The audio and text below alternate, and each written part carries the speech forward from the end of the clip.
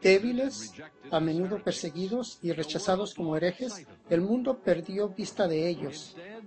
En su lugar, surgió del siglo perdido una iglesia que crecía en popularidad, pero que se alejaba cada vez más del evangelio que Jesús predicó.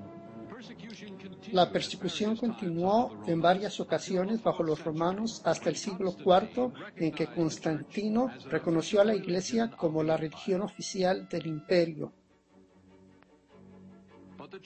Pero la iglesia que él reconoció para ahora ya era muy diferente de la iglesia que Jesús fundó. Una vez que Constantino reconoció a esta iglesia renovó su energía en llevar su mensaje al mundo. Maestros y predicadores fueron a todas las partes del Imperio Romano con el mensaje acerca de Cristo. Miles, tal vez millones, escucharon este evangelio y lo creyeron, pero no era el evangelio del reino de Dios.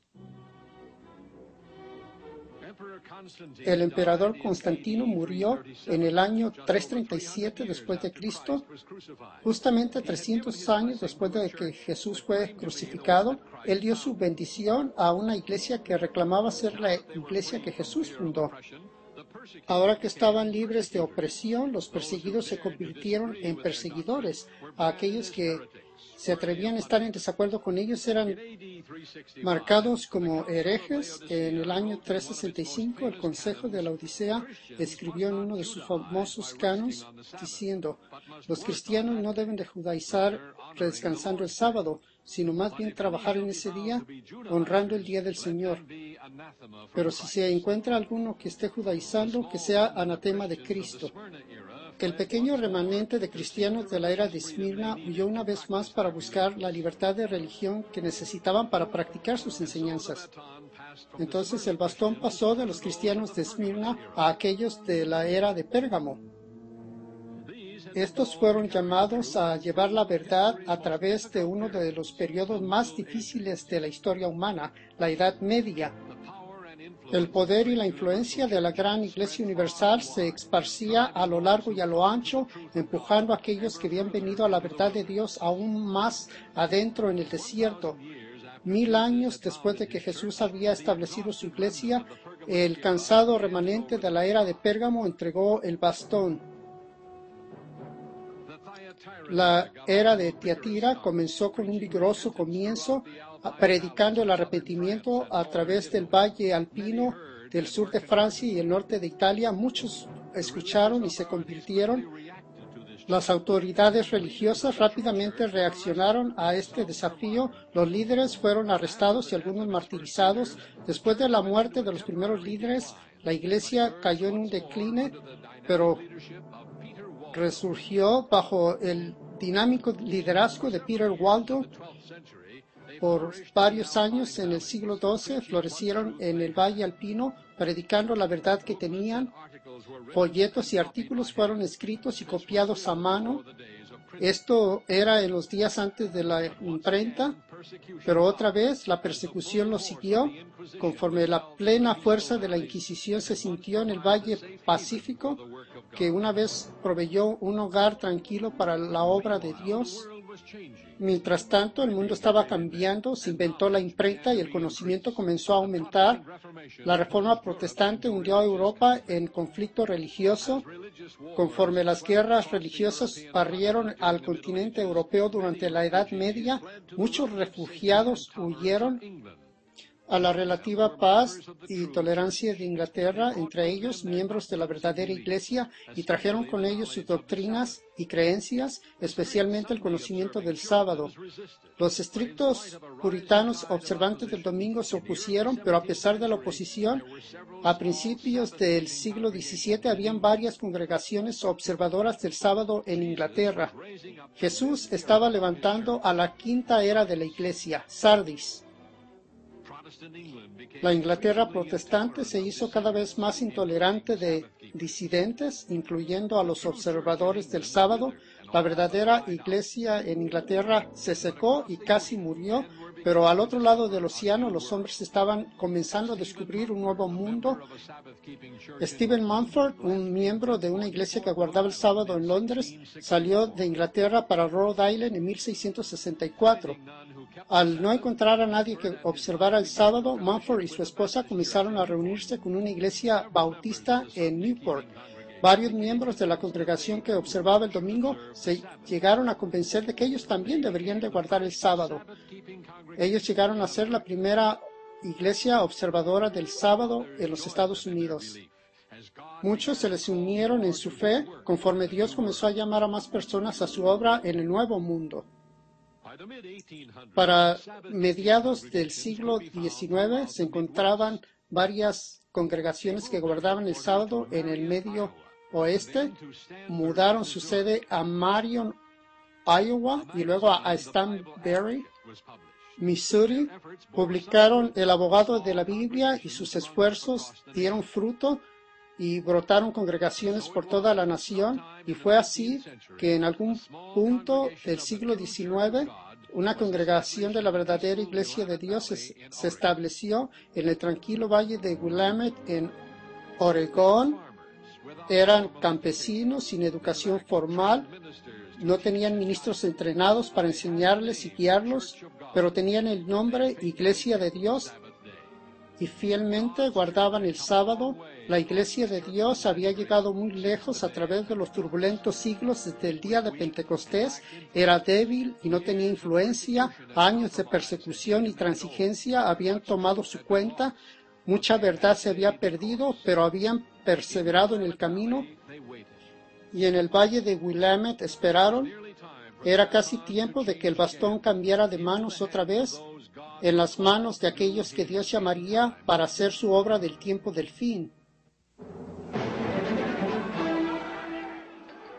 Conforme la humanidad se acercaba a 6,000 años de mal gobierno de Satanás sobre la tierra, la Iglesia de Dios tenía que estar lista para una nueva y crítica etapa de la obra. Jesús había profetizado que antes de que pudiera venir el fin, el verdadero evangelio tendría que ser predicado a todo el mundo para testimonio. Conforme aumentó el conocimiento humano, la tecnología se desarrolló a través de la cual una voz pudiera clamar y ser escuchada en todo el mundo. Y así como Dios levantó a Elías y a Juan el Bautista como sus mensajeros especiales, ahora levantó a un hombre para que trabajara en el espíritu y el poder de Elías, preparando el camino para la segunda venida de Cristo. Entonces ahora, ¿dónde se encuentra la verdadera iglesia hoy? ¿Dónde está esa iglesia hoy? Usted tiene que saber qué buscar para saber cuál es la verdadera iglesia, aún en la historia.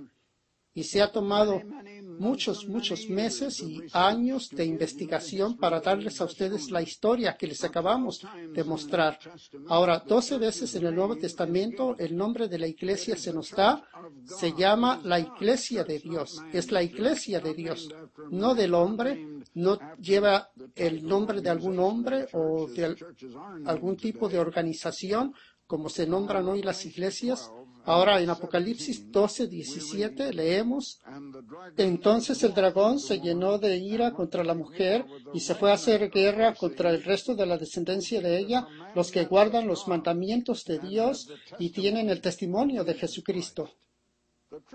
La verdadera iglesia entonces no solo es una que tiene el nombre Iglesia de Dios, es una que guarda y obedece los mandamientos de Dios y tiene el testimonio de Jesucristo.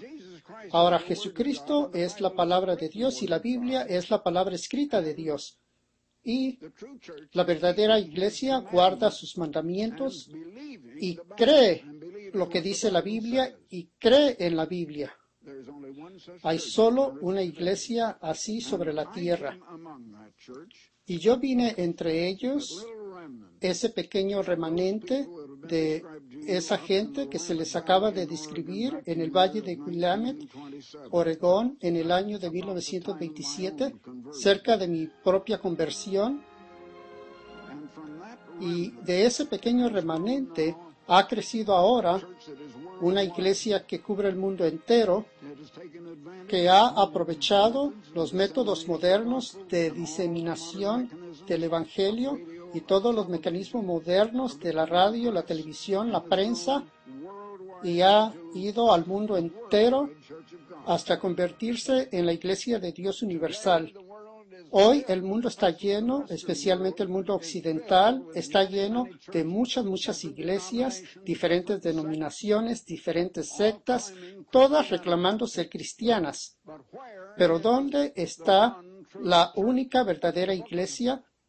El libro de Apocalipsis, en el capítulo 12, muestra la historia en breve, en resumen, y muestra que durante la Edad Media la iglesia era pequeña y que tuvo que huir de la persecución, pero se nos dice que aún existe hasta el día de hoy. ¿Dónde se encuentra hoy? Tengo un folleto especial, un folleto nuevo, el último, recién salido de la imprenta. ¿Dónde se encuentra la verdadera iglesia? Usted tiene que conocer la verdad acerca de la iglesia, porque Apocalipsis 12, versículo 9 dice que Satanás ha engañado al mundo entero y ha engañado al mundo entero acerca de la iglesia. Quítese las escamas de los ojos y vea la verdad.